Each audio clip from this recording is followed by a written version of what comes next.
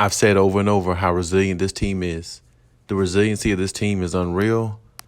They just got to put it all together, and they just got to be healthy to make a run. Let's talk about it.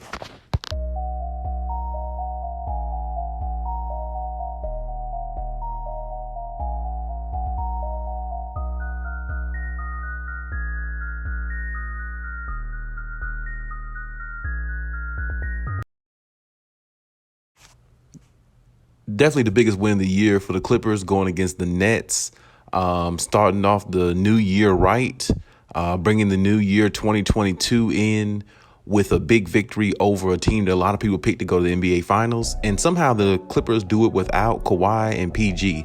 Now, to me, that's just the most impressive part of the whole thing right there. Just the fact they didn't have their two-star players and win against a team with their two-star players definitely shows how impressive the Clippers can be as a team. And it definitely shows you how deep of a team they are. I mean, think about it. They were actually down in this game close to double digits and, found their way back into this game and kept chipping away.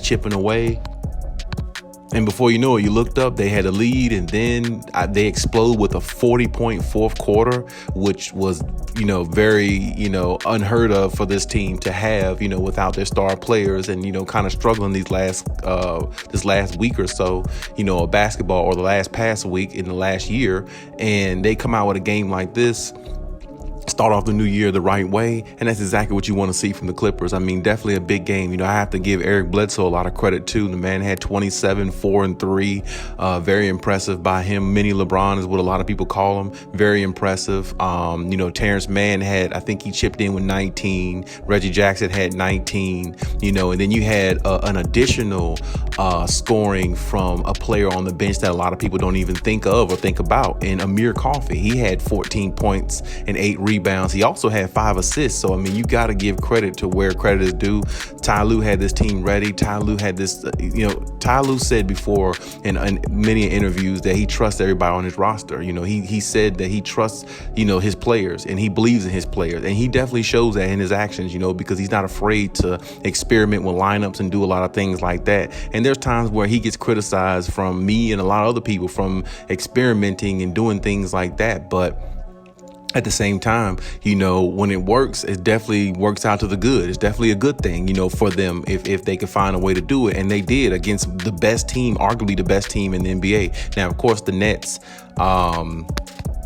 they didn't have Kyrie Irving, but they still have Kevin Durant and James Harden, and that's good enough. Honestly, if you told me that Kevin Durant and James Harden, one of them will have 28 points, another one will have a 34-point triple-double, and still lost to a Clippers team that doesn't have Kawhi and PG, I would have told you there's no way in hell that would happen. And it did. And this is why I say the Clippers are the most confusing team in the NBA, because they got all the talent in the world. They got so much depth on that team. They got players who can put the ball in the basket at any point in time. And then you look at players like Serge, you look at players like Nicholas Batum, Reggie Jackson, Marcus Morris. They got good veteran guys who can get it done.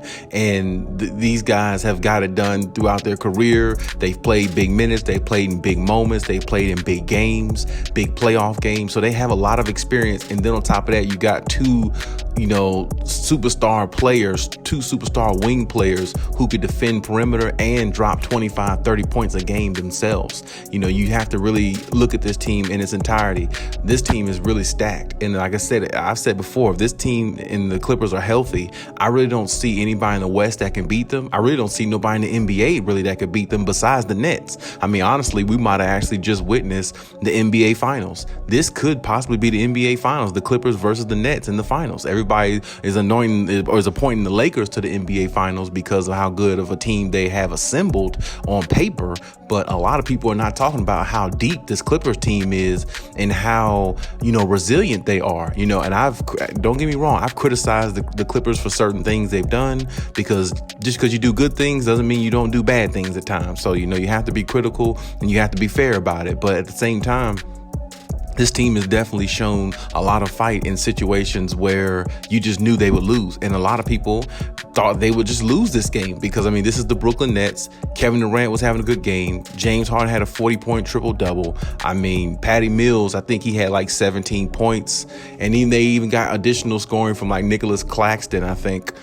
He had like 13 and 10. So, I mean, when you look at that, I mean, you would think that the Nets would just clearly easily win this game. But no, the Clippers have a lot of fight in them, and the Clippers have a lot of depth. And I'm telling you, that depth can serve them really well in the playoffs. And also, I'm saying this, Ty Lue, what Kawhi and PG out, it's almost like a blessing to the Clippers as in some regards, because if you look at it, all the players that's on the team that's playing, in the game now, that's not Kawhi, that's not named Kawhi Leonard, not named PG, they're actually, getting used to being out there. They're actually getting used to producing. They're actually used to contributing. And this is why I said before, when everybody on your team contributes, when everybody on your team, has a hand in and contributes to winning, it just makes the team overall a better team than every other team around them, because everybody's getting a piece of the pie. Everybody's getting some shine. And that's exactly what you want to see. I mean,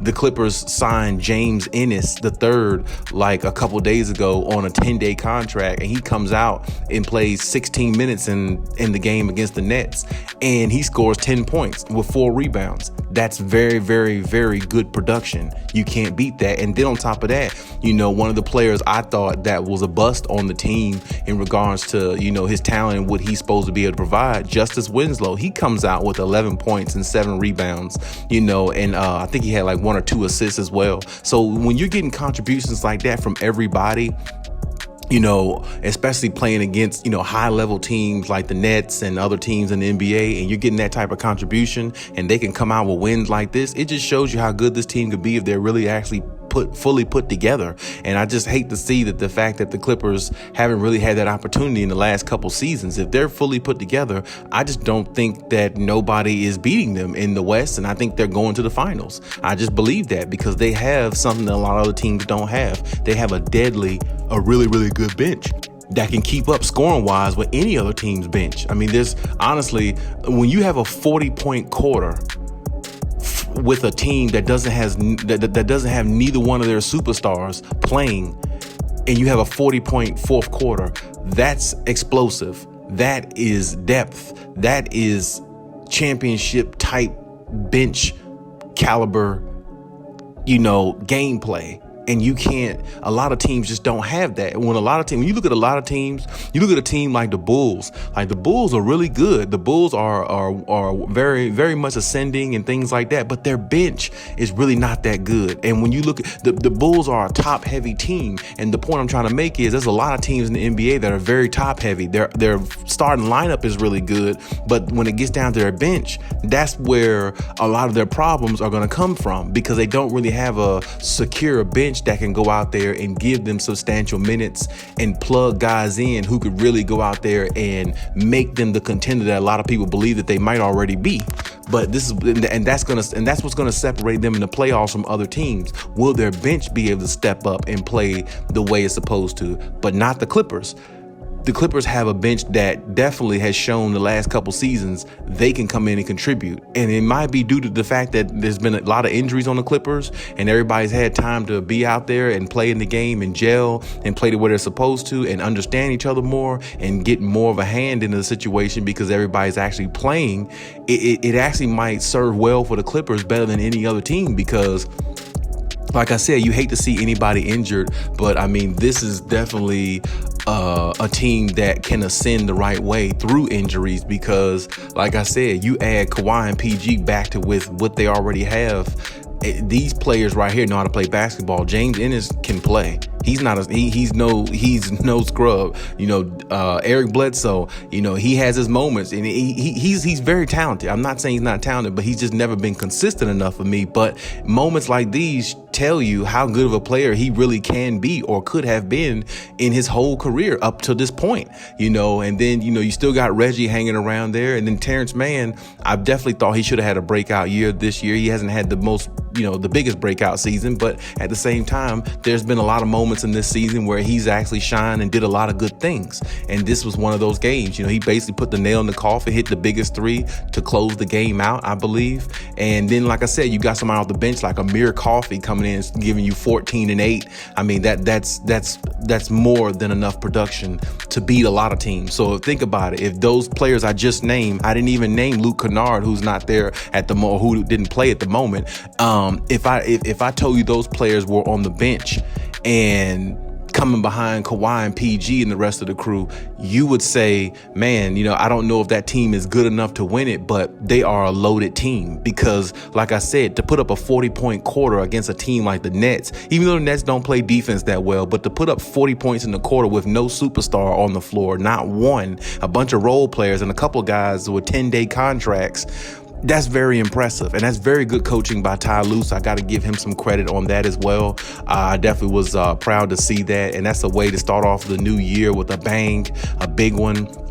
And, the Clippers definitely, can build confidence off something like this. I mean, because this is not something that happens, too often, where a team that's that depleted can beat a team like the Nets in high fashion. I mean, 120 to 116. It's not like the Nets score like 104 points and then they score like 106 and the Nets really won't mentally into it. No, the Nets put up 116 points. I mean, that's a team that's mentally engaged. That's a team that's definitely out for blood. That's a team that's definitely looking to get the victory because they feel like they had it. But in all essence, it just didn't work out that way. Now, of course, the Clippers do have the Minnesota Timberwolves tonight, so you have to see how the Clippers follow up a big win like that, going against a lesser team like the Timberwolves, who are not that good.